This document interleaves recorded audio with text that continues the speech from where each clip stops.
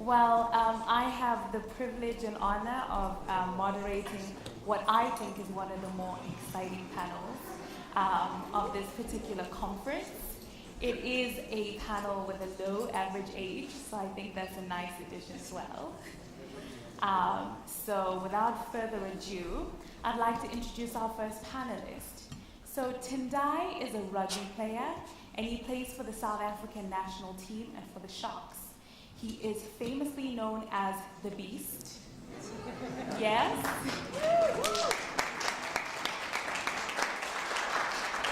So Tendai made his debut in rugby in hold on. He made his debut in rugby in 2008 with a test match against Wales. Just 1 week later, he already received the award for being the man of the match. He is the most capped prop in South Africa, and more recently, he has become the first Black African to earn his 100th test cap.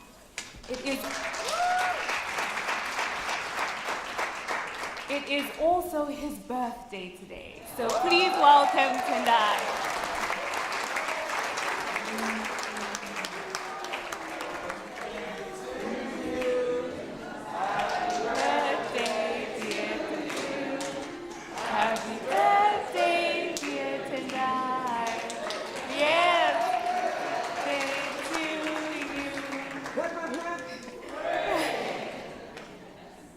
So for our second panelist, coming from a modest background, in a sport that until 1992 had been dominated by South Africa's minorities, Sia is an inspiration to many South Africans.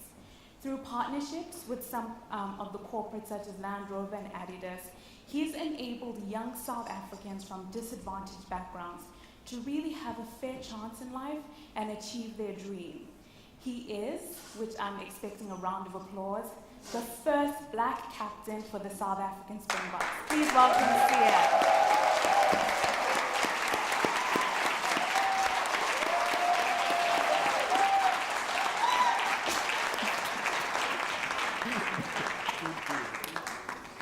So welcome to the stage, and thank you so much for taking time out of practice to join us today. So you both have these incredibly modest backgrounds, and you're both successful in your own right in your sport. And your stories have really inspired a lot of young people across Africa. So I'll start with you, Sia. Can you share a little bit about your story and what motivates you today?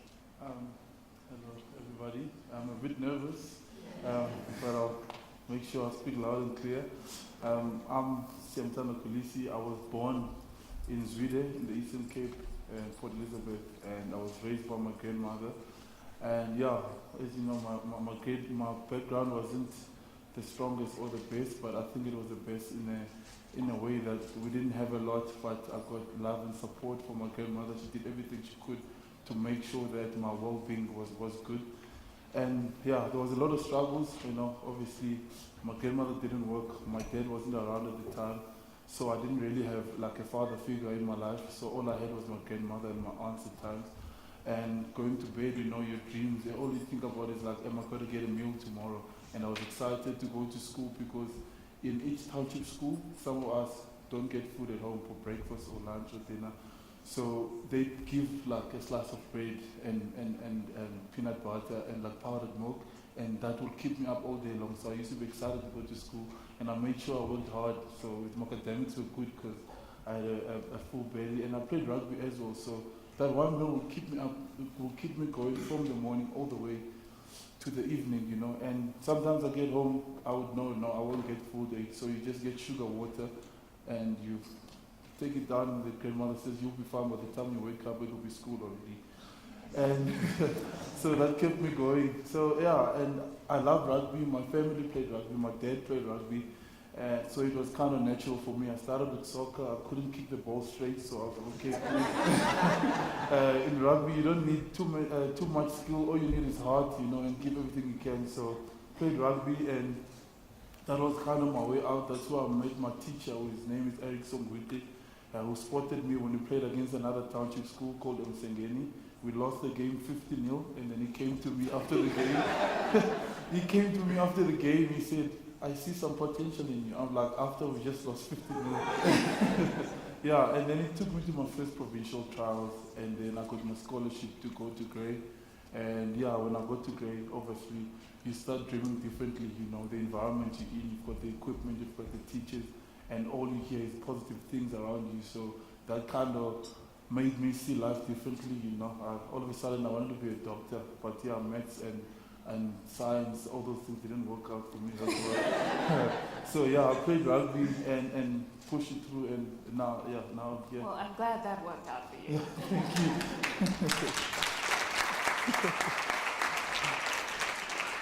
So I believe I'm from Wakanda, so I never like to distinguish between different countries in Africa, but I will mention that Tendai's from Zimbabwe. Are you? So tell us about your story and how you got here today. Yeah, my story is quite unique. And yeah, firstly, hi everybody. It's a massive privilege to be here, and we're just honored to be here. Thanks for having us. And yeah, just my story. I was born and bred in Zimbabwe, and pretty much as a young boy, I was quite chubby and bigger than the rest.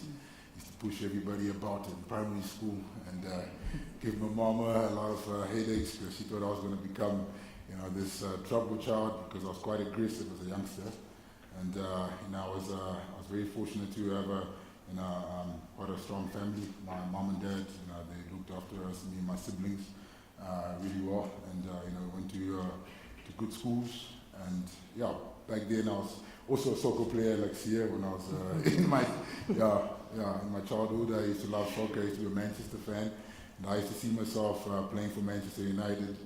In the future, but it never worked out because I was horrible at soccer. So we were fortunate in our school, in our primary school, rugby got introduced, and I managed to find myself there, and fell in love with the game. And I think it was the perfect way to channel my aggression and use my strength, my God-given ability. And rugby in Zimbabwe, it's really great at schoolboy level. So I had a dream to pursue a career in the sport, because I really found out quite early that I was really good at it. And a lot of people came alongside me to help me. I had some great mentors in my life. And I went to Beat House in Zim, and it was there where I met a guy called Paul Davis. And he really saw the talent in me, and he told me that I could become somebody really great, I could really achieve something special in the game, and I just had to focus, just had to really, calm down and not be too wild, and just want to have fun as a youngster. I really had to just be focused and just really know which path I want to take. So he was the first guy that really came alongside me to help me. And then from there, we were fortunate enough to come play in the Craven Week in South Africa. And it was there where I was noticed by the Sharks scouts, and they invited me to be a part of the Sharks Academy. And I was just overwhelmed. It was a dream come true. Here's a young Zimbabwean boy that was dreamed of becoming a professional, rugby player, and now the opportunity had finally come. And I remember I couldn't sleep for a couple of days, and I was so excited. And I couldn't wait for school to finish. Got on the bus, took about a 24-hour trip from Harare to Durban on just excited, with my satchel, with 2,000 rand in my pocket and my boots. And that was all I had. And I arrived in Durban, and I was just ready for anything, for any challenges. And then everything just started falling into place. I got into a club, and then joined the academy, and I started applying the trades. And I really was hungry to be noticed, because as a Zimbabwean kid, nobody knew who I was. Yeah. So I had to really prove myself. And I got a mentor, Jeremy Thompson. He was an ex-Sharks player and Springbok as well. So he came alongside me, met him at church, and he really taught me some life skills that I needed at that stage as a young man. And he really is still with me now to this day, and he helps me out with whole lot of stuff. He's my manager and mentor, So, he's been a great friend of mine. So he came alongside me and has helped me all along my career. And it's been 14 years in Durban now. And it's You're a Durbanite amazing. now. I'm a Durbanite, but Zimbabwe at heart always. That's amazing. I think what's interesting about both of you is you both remember the names of the people that played such a huge role in making you who you are today. And I think for a lot of the philanthropists in the room, I think this is when you really get to see that the work that you put in and the funding that you give, that it means something to somebody. And I wanted to ask, so there are a lot of people in the room who fund organizations that look for young people or give young people an opportunity. And somebody noticed you. So what are some of the things that you would say to people like that may be sitting in the room? No, obviously encourage them to really go out there, and help, the next young beast, the next young kid who's got a dream to achieve something special in what they're doing. So, your work it doesn't go unseen. It's incredible and inspires us all. So, I think, for myself, I've got a dream to create my own sports academy in Zimbabwe. So I'm certainly going to be looking for partners and mixing and mingling with some people in the room here so I can share my ideas, because your backing it really goes a long way. Mm-hmm. And Sia, you went back and helped other children. It didn't just stop with you. Yeah. So can you tell us a little bit about some of the work that you do in communities and why you do it? Like what motivates you to go back all the time and give back? Actually, when I started playing rugby, I started in a club called African Bombers. And then I played at Nsengeni, that's where the teacher, Erickson Wickley, scouted me. And when I was in the school in Nsengeni, we used to play, we had 3 different teams and we all played with the same jersey. So you, under 11, under 9s would play, take it off and give it to the under 11s, then take it off, give it to the under 15s, And you can imagine how much sweat and all of that the last team is playing with, And my club as well, we didn't have a lot of equipment, there was not a lot of motivation. So if someone came and brought a new rugby ball, I would be so excited to go to training. I would tell a couple of my friends, bring more guys, because life in the township was very hard, There wasn't a lot of things you could do. It was either you go with the people that are not doing things that you're not supposed to be doing, or you go the sport route, So, and it took something so small for us to be motivated and keen to go to training, like a t-shirt, or a new t-shirt, or a cone, or a new water bottle. That got me so excited, and I would tell all my friends they want to come to training and come and see. And I told myself from that age, I couldn't really dream of making it because my circumstances didn't allow it. But I had such good people around me who believed in me and supported me. I told myself, you know what, if I ever get the opportunity, I'll make a difference in my community. And the first time that with my first salary, obviously I went back to my school. I bought them rugby jerseys for each team. I buy them tracksuits and it's tough because I want to do it all the time, but it has to come out of my own pocket because before that, the sponsors went there and they didn't understand what I was trying to do and what it meant to me, And now Adidas, I went to Germany to visit Adidas there, and my sponsor Land Rover as well, they kind of see what I want, and I want to be associated with people who believe in my drive and what motivates me, because I play rugby so I can help others. I believe I'm putting here in this place to give back to other people and help other people. And nothing is sweeter than you making it and helping a couple of people with you. And I know the next person will also help the other. So it's a whole process. And my long life dream is to, instead of guys like me, like being good at rugby, getting taken out of the township and put in this school, and you're taking the best out of the township and taking them somewhere else. How about keeping them there and getting the equipment, the right teachers, the right people in there? Then these kids start competing against the schools that we get taken to the grades, And that's my goal one day, which I wish would happen. But at the moment now, we're going to start a rugby tournament and give the best kids there the opportunity to go to an English school, And the most important thing for me is education, because in the township, I was the 3rd smartest in my grade. And then I went to grade. I was struggling to pass the term because the language barrier was so tough, And that's one thing that we forget. We think we're just sportsmen. And the more I'm growing, you know, like a guy like Maps who's here, who shows me is not only doing one thing, there's so many other things you do. And guys like that motivate me. And for me as a sportsman, I want to motivate other sportsmen to know that we are so much more than this. And this platform is not only given to us just to play rugby. There's so much more in us. And that's my thing. And that's what I want to leave behind. Not winning all the trophies and we name the best player. I want to leave behind a legacy that's bigger than that's going to continue, you know, in future when my kids one day look up and say, you know what, my dad left that school and he's helped so many people. So that's what I want to do.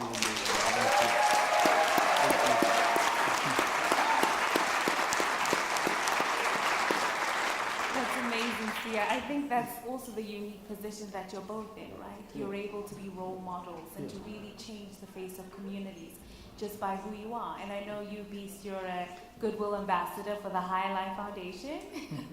And the students just love seeing you coming to different communities and are so inspired by who you've become.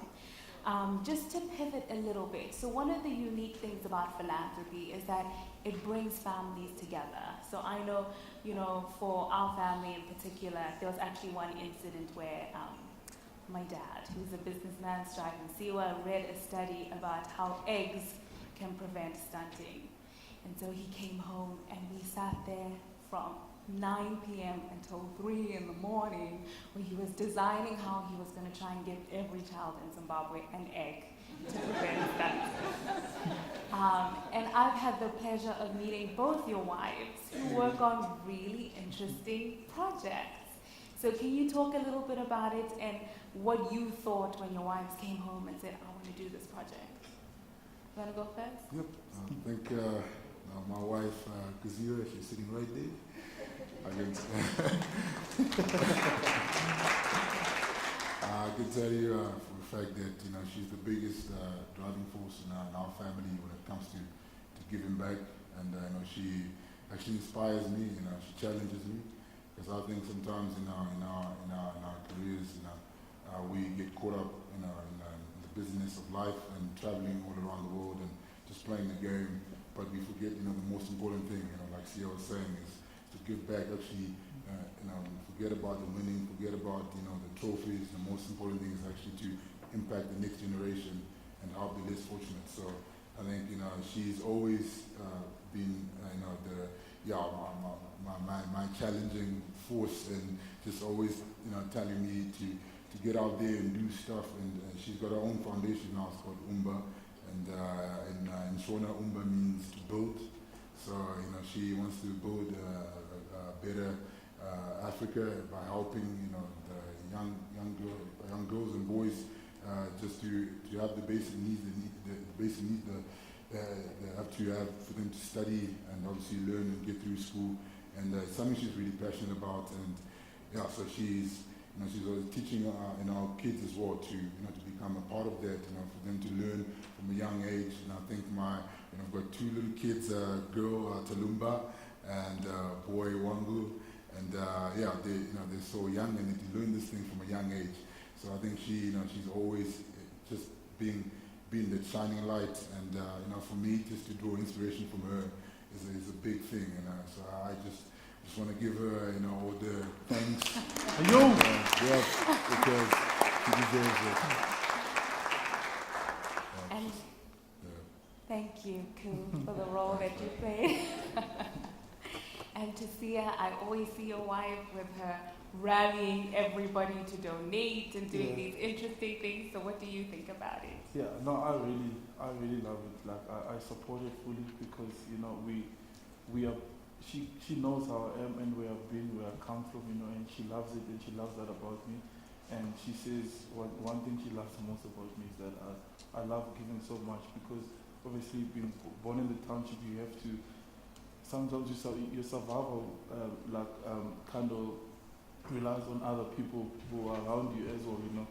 And she's also now started to give, you know, she uses the social media, you know, because we don't have people that kind of backs everything we do. So the school needed a library, you know, and she went on a social media. She started asking people who can donate books, and a lot of people replied, and she built a whole new library for the school, you know, and it's just a small thing like that. To her, it or to us, it's a small thing.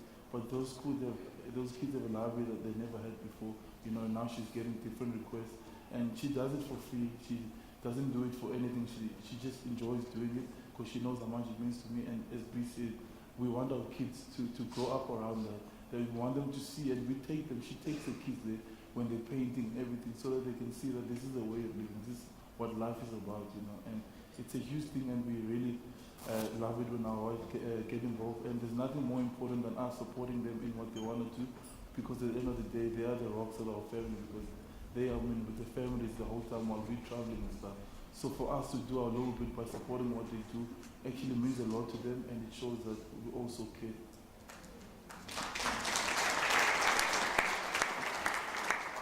So we are going to give 2 people or 3 people the opportunity. Oh, we have time for more. The opportunity to ask some questions. So I'm sure you see these guys on the screen, and I'm sure you wonder some stuff, even if it's a rugby question. If you have a question, please raise your hand, and they'll find you with the mic.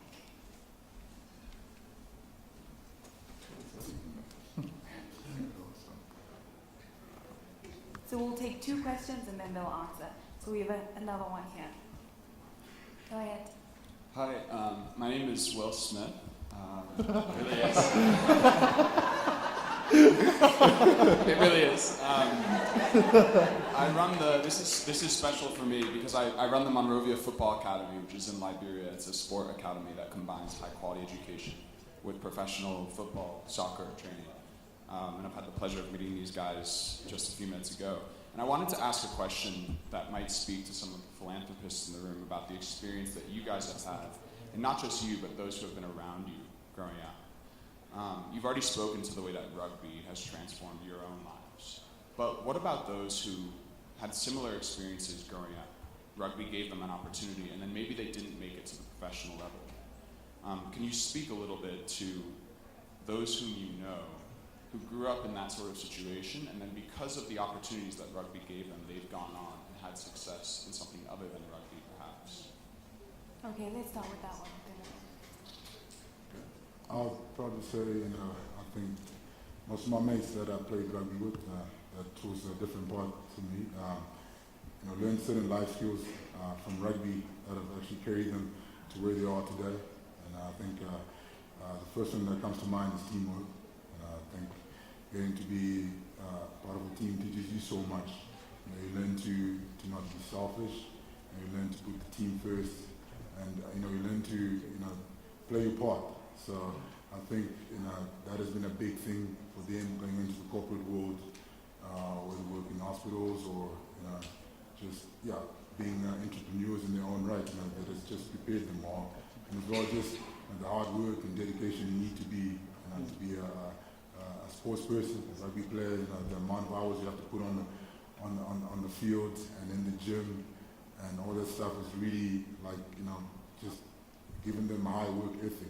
So I think discipline, all that stuff. So it's really helped them to propel them in different careers. Just having those life skills has been immense for them. So I can testify to many of my mates that are doctors, chartered accountants. They really excel. And you see it? Yeah, I actually there were 3 of us that got a scholarship at my school, and I think I was the worst rugby player out of all of the 3. And obviously all of us went through the years at school at Grey, and then some kind of fell off the radar. We all played first team and stuff, and the one guy just didn't make it. He wasn't growing or meeting the requirements of what was needed of a rugby player, and he actually got a bursary through rugby, and he went to go study at university, and now he's got his degree and everything. And in a kind of way, rugby can help you in so many ways as well. Because you might get the opportunity, and if you want to study this, it's always available for people. When they give you an offer to go study. And I think this hit the nail on the head there. All the stuff that I've learned on the rugby field, I also take it through life as well, and it helps with so much, especially if you've grown up by yourself and you start playing a team sport, or if you play an individual sport and you move into a team. It's totally different when it's not only about you, when you put other people before you and stuff. It gives you so much more motivation, I think, and I think that's what drives me as well. I'm playing a team sport, and I always know with all the help that I want to do, if I don't perform on the field, if I don't make sure I wake up at 5 o'clock when I have to wake up and go train, the people that I'm supporting are going to suffer because I won't be able to perform at the top of my level. So those kind of things, that's what I use. Some people will see that you're putting too much pressure on yourself, but it keeps me going. It fuels me to know that there's a lot more other people that I can't give up now. There's so much more I can do, and it's never enough as well. So yeah, I think rugby or any sport actually helps in so many ways. Great. Another question? Can we get a mic here? And then we'll take that one. We'll end with that one.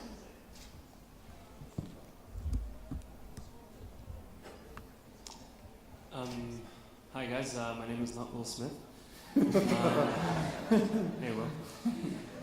My name is Maps Mapunani, and I just wanted to ask, sort of speaking to Will's point really, with regards to the opportunities that you've gotten. So if you didn't get those opportunities, if you didn't get spotted, if you didn't get the guidance that you did, where do you think you would have been now? I don't know, Tendai, maybe you would have been a neurologist, Sia, maths professor of sorts, or architect. Where do you think you would have been now, and what does that really tell you about the opportunities you've gotten and what still needs to be done so that more people can have the happy ending that you've had in your lives? Sure. To be honest, I really don't know where I would be. It didn't look too good for me. Like, as much as I wasn't interested in everything else that was happening, all I wanted to do was obviously to be a rugby player. I spent all my time training at school, but my future didn't look too good, especially with my friends. They were falling one by one, getting stuck into the wrong thing. To be honest, it scares me every time I think about it. If I didn't get this opportunity, what would have happened to me?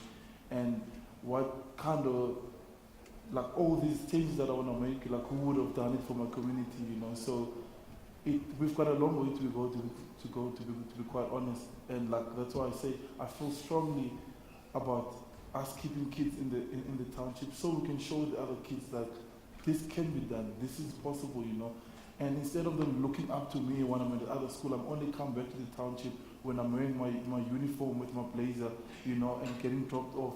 Where I can be in the township every single day. I know it'll be tough, and I believe in the township, as soon as you get something started like the school, or you give more stuff, and you get the community involved, and you tell them this is for you, this is for your children, they will support us and get them behind you.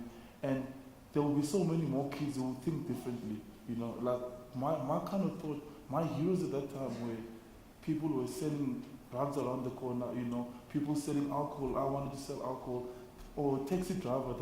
That's what you set your standard at, and it's scary. And I would love for anything that we get more people supporting the township and pushing there, so that the kids can dream about bigger stuff. Because when I walked to Grey and I got there and I'm like, I got my own bed, I got socks because I didn't have in the township. I got socks, and I was so happy about it. But the other kids didn't understand, and it was so deep for me to have those things and those bedtimes and all that kind of stuff. And the teacher tells me, you can be whatever you want. You can do this. Here, if you want to be a woodwork, you want to do something woodwork, here's the equipment and all that kind of stuff. In the township, you've only got such limited, and your vision and your goals is only limited to this. So in answering your question, we have a long way to go. And I'm scared. I wonder what the kids are thinking now, what they want to be. Because I know all the stuff that I wanted to be wasn't good. And it's not even close to what I wanted to be today. Now, I think for me, maths, growing up in Zimbabwe, education is really important. So, my dad always used to be on our cases to make sure that we get good grades. So I think if I hadn't gone the rugby route, I would have probably ended up as a chartered accountant. Because I was pretty bright at school, but even or not, I made mathematics, A-level maths, so I was quite bright. So that would have been my fallback. So I think from your question, I think it's really important to promote education, because not everybody gets picked. There's only a certain number of spots on a team, so not everybody that's wanting to get there will get there. So you have to have the perfect balance. Education is vital, and my work with High Life now has really opened my eyes. It's been just incredible. Just the work that they do, for young people in Zimbabwe. They're raising young African leaders through education, and for me, it's vital, to drive that, because yes, sports is great. It's great to be a rugby player now. It's great to achieve the highest level.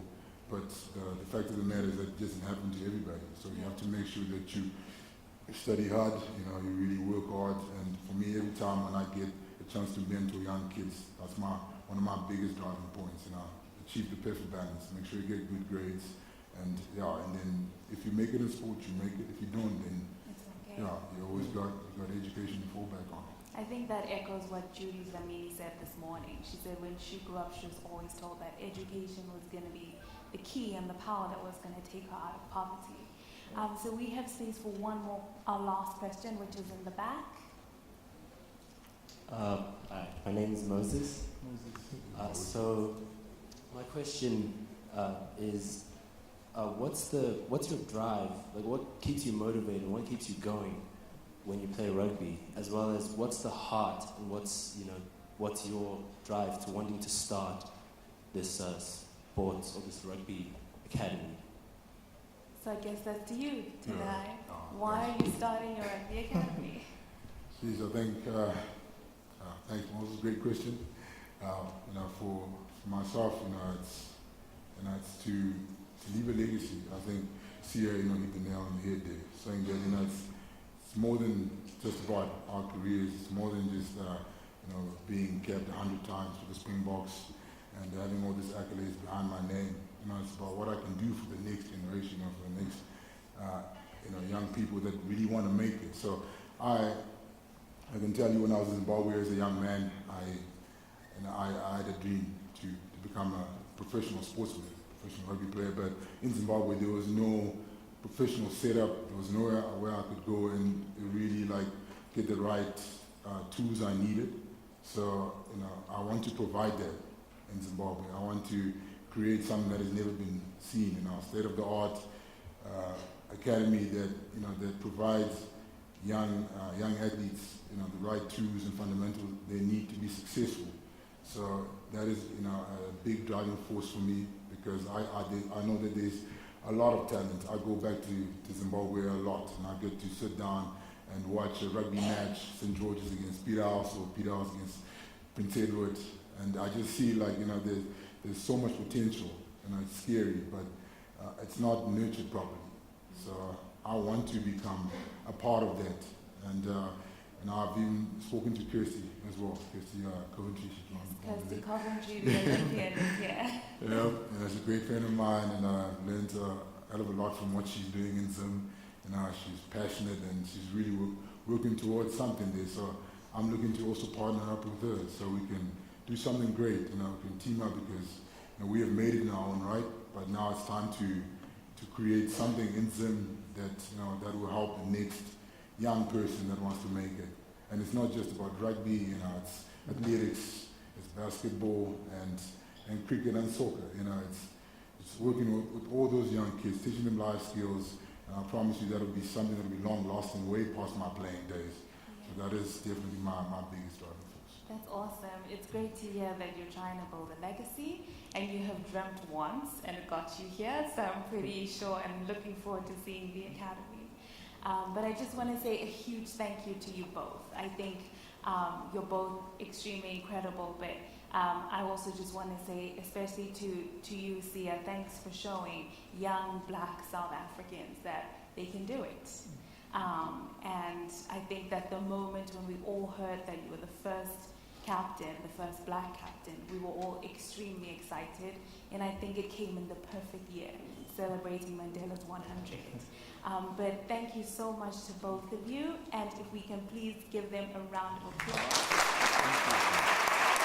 Cool.